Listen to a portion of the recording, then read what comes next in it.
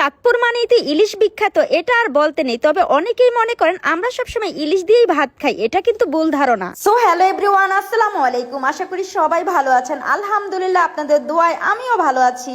এই যে আমার হাতে দুইটা মাছ দেখেছেন, এগুলো হচ্ছে ইলিশ মাছ। আর আমাদের চাঁদপুরের আঞ্চলিক ভাষায় এই ছোট ইলিশ মাছগুলোকে আমরা বলি টেম্পু ইলিশ। তবে এই মাছগুলো ছোট হলে কি হবে, মাছগুলোতে প্রচুর পরিমাণ গ্রান আর খেতেও খুব মজা। মাছগুলোতে তেলও থাকে বেশ। আমরা তো খুব মজা করে খাই। জানি না জেলেরা কেন এত তাড়াতাড়ি এই ছোট মাছগুলো ধরে ফেলে। মাছগুলো তো নদীতে থাকলে আরো বড় হতো। তারপর আর কি, আমি তো মাছগুলো ভালোভাবে কেটে নিলাম। যদিও আমি মাছ কাটায় তেমন একটা এক্সপার্ট না, তবুও ইলিশ মাছ তো আমি একটু মোটামুটি ভালোই কাটতে পারি। এগুলো সহজভাবেই কাটা যায় আর খেতেও খুব ভালো লাগে, এই আর কি। আমি তো ভীষণ পছন্দ করি। কাটা বেশি আছে, তারপরে মাছটা কেন যদি আমার কাছে খুব ভালো লাগে। যদিও আমার মেয়ে একদমই পছন্দ করে না, আমার মেয়ে ইলিশ মাছ খেতেই চায় না কাটার কারণে। আচ্ছা, আমাদের চাঁদপুরের আপুরা ও ভাইয়েরা ভালোভাবে বলতে পারবেন এই ইলিশ মাছটা কি দিয়ে খেতে বেশি ভালো লাগবে? মানে কোনো সবজি দিয়ে রান্না করে খেতে, নাকি শুধু খাঁটি সরষের তেল দিয়ে ভাজা খেতে? তবে আমি ভেবেই নিয়েছি খাঁটি সরষের তেল দিয়ে আজকে আমি মাছটাকে মচমচে করে ফ্রাই করে নিব, সাথে আলু ভর্তা। একদম বাঙালিয়ান খাবার, খেতে খুবই ভালো লাগবে ধোয়া ওঠা ভাতের সাথে। কি বলেন আপুরা? সত্যি কথা বলতে আমরা যেহেতু গ্রামেই থাকি, গ্রামের পরিবেশ, আর আমাদের বারবার রান্না করতে ভালো লাগে না। একদম সকালে রান্না করি, সেটা সকাল আর দুপুরে খাই, আবার রাতে রান্না করি। তবে সকালের রান্নাটাই আমাদের বেশ ভালোভাবে হয়, যেহেতু আমরা দুই বেলা খাবারটা খাই। আর রাতে আমরা মোটামুটি রান্না করি, একটা নর্মাল রান্না করি।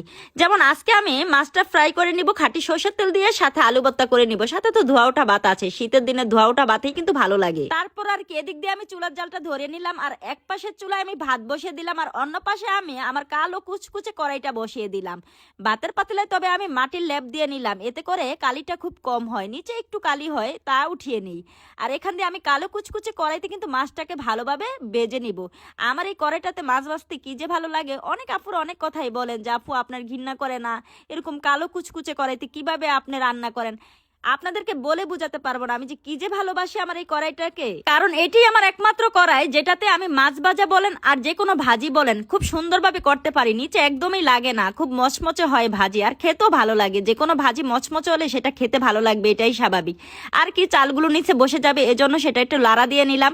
মাটির চুলায় রান্না করতে আসলে একটু কষ্ট লাগে, যদিও খেতে খুব ভালো লাগে। ওই যে কথাই বলে না, যত গুড় তত মিষ্টি, খাটুনি যেটাতে বেশি সেটা তো ভালো হবেই। তারপর আর কি, আমার মেয়েটা ইলিশ মাছ খেতে একদমই পছন্দ করে না কাটার কারণে। তারপর এখান দিয়ে আমি একটা কবুতরকে বেছে টেছে একদম কেটে নিয়েছি, মানে পিস পিস করে নিয়েছি। যদিও চামড়াটা নিতে পারিনি পশমের জন্য, কারণ কবুতরের বাচ্চাতে প্রচুর পরিমাণ পশম থাকে, আর আমার এটা খুবই বিরক্ত লাগে। রান্না বান্না করতে কিন্তু আমার মন্দ লাগে না, তবে বাঙালিয়ান রান্নায় যত সব ঝামেলা, কিছু করার নাই। পেট থাকলে তো তাকে খাবার দিতেই হবে, আর খাবার যখন পেটে দিতে হবে সেটা রান্না করতেই হবে। তারপর এই তো মাছটাকে আমি মচমচে করে ভাজি করে নিয়েছি, আর এটা খেতে খুবই ভালো লাগবে। জানি না আমার ভিডিও আপনাদের কেমন লাগে। যদি ভালো লেগে থাকে লাইক কমেন্ট শেয়ার করে পাশে থাকবেন। আল্লাহ হাফেজ।